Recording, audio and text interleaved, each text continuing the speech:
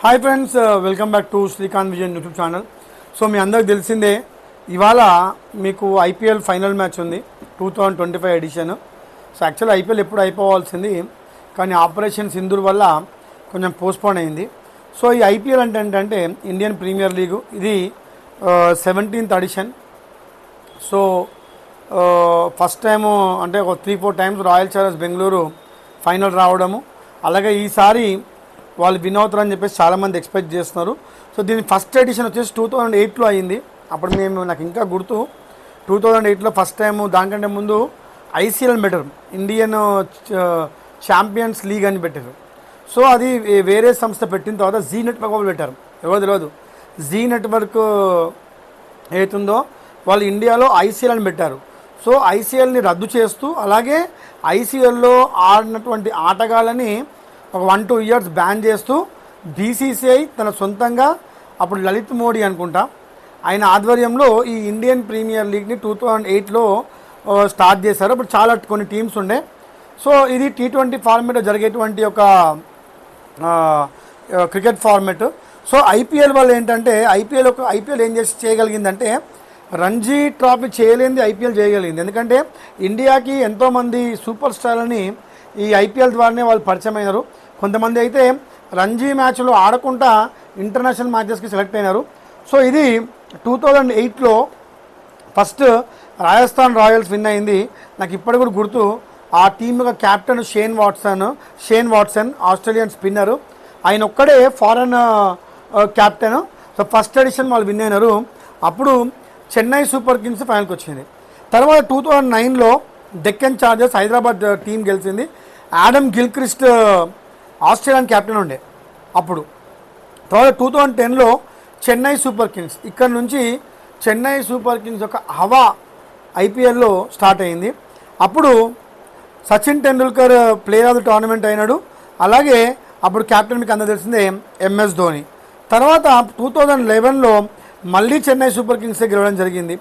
2012లో 5th ఎడిషన్లో first time Kolkata knight riders గెలిచింది. అప్పుడు షారుఖ్ ఖాన్ యొక్క ఆనందాలకి హద్దే లేకుండా పోయినాయి. అప్పుడు ఇంకా గుర్తుంది. 2012లో 2013లో ముంబై ఇండియన్స్, 2014లో Kolkata knight riders second time, 2015లో ముంబై ఇండియన్స్, 2016లో సన్ రైజర్స్ హైదరాబాద్, ఇక్కడ డేవిడ్ వాట్సన్ హయాంలో గెలవడం జరిగింది. తర్వాత 2017లో ముంబై ఇండియన్స్, 2018లో చెన్నై సూపర్ కింగ్స్, 2019లో ముంబై ఇండియన్స్, 2010లో ముంబై ఇండియన్స్, 2021లో Chennai super kings, 2022 Gujarat titans GT, 2023లో చెన్నై సూపర్ కింగ్స్, 2024లో కోల్కతా నైట్ రైడర్స్. ఇప్పుడు మీకు ఒకటి గమనించాల్సింది ఏంటంటే, ఎక్కువ సార్లు 5 టైమ్స్ చెన్నై సూపర్ కింగ్స్ టైటిల్ని గెలుచుకుంది. అలాగే కోల్కతా నైట్ రైడర్స్ ఒక 3 టైమ్స్, ముంబై ఇండియన్స్ కూడా ఒక 5 టైమ్స్, 3 టైమ్స్. సో ఇక్కడ ఇవాళ జరిగేటువంటి ఫైనల్ ఏతుందో, ఈ ఫైనల్ చాలా అంటే చాలా ఇంపార్టెంట్. ఎందుకంటే ఇవాళ జరిగేటువంటి ఫైనల్ ఏతుందో అది ఇటు పంజాబ్ టీంకి, అలాగే బెంగళూరు టీంకి చాలా అంటే చాలా ఇంపార్టెంట్. ఎందుకంటే వీళ్ళిద్దరు కూడా ఎప్పుడు కూడా ఐపీఎల్ ట్రాఫీని గెలవలేదు. సో కొత్త టీమ్స్ 2 కూడా ఫైనల్కి వచ్చినాయి. సో ఇవాళ జరిగే మ్యాచ్ ఆర్సీబీకి చాలా ప్రతిష్టాత్మకం. ఎందుకంటే విరాట్ కోహ్లీ గత 17 సీజన్ల నుంచి వేరే ఏ టీంకి కూడా షిఫ్ట్ కాకుండా ఒకసారి చెన్నై సూపర్ కింగ్స్ నుంచి మన పూణే తరఫున 2 ఇయర్స్ ధోని ఆడినప్పుడు చెన్నై సూపర్ కింగ్స్ సస్పెండ్ అయినప్పుడు. కానీ విరాట్ కోహ్లీ మాత్రము ఆర్సీబీ టీంలోనే గత 18 సంవత్సరాలుగా నిర్విరామంగా అదే టీంలో ఆడడం అదొక ఎత్తు అయితే, సంజు శాంసన్ ఈయన ఆ టీంలో ఉండడం. తర్వాత ఇక్కడ ఏంటంటే ఆర్సీబీ విన్ అయితే మాత్రము 100% ఇవాళ మాత్రము ఇండియా వరల్డ్ కప్ గెలిచినంత గ్రేట్గా ఆర్సీబీ ఫ్యాన్స్ మాత్రం సెలబ్రేట్ చేసుకుంటారు. ఎందుకంటే గత 17-18 సంవత్సరాల కసి, ఆ వెయిట్ వాళ్ళకైతే ఉంది. వాళ్ళకి ఇంకోటి ఏంటంటే 3-4 సార్లు ఫైనల్కి వచ్చినారు, ఫైనల్లో భంగపడ్డారు. సో ఎనీవే ఇవాళ జరిగే మ్యాచ్ ఆద్యాంతం అలరిస్తుందని చెప్పి అనుకుంటున్నాను. అలాగే ఇవాళ దేశం మొత్తం కూడా ఐపీఎల్ ఫైనల్గా ట్యూన్ అయిపోతుంది. సో ఎవరు గెలిచినా కూడా ఒకటి ఏంటంటే అదే అనిపిస్తుంది అన్నమాట. ప్రాంతీయతత్వం అంటే ఐపీఎల్లో కనబడుతుంది. ఇప్పుడు ఇండియాకి వచ్చేసే నేషనల్ ఇంటెగ్రిటీ ఉంటుంది, మనం ఇండియన్స్ అంటాం. అదే ప్రాంతానికి వస్తే ప్రాంతీయతత్వానికి ఎంత ఇంపార్టెన్స్ మీద చూడండి.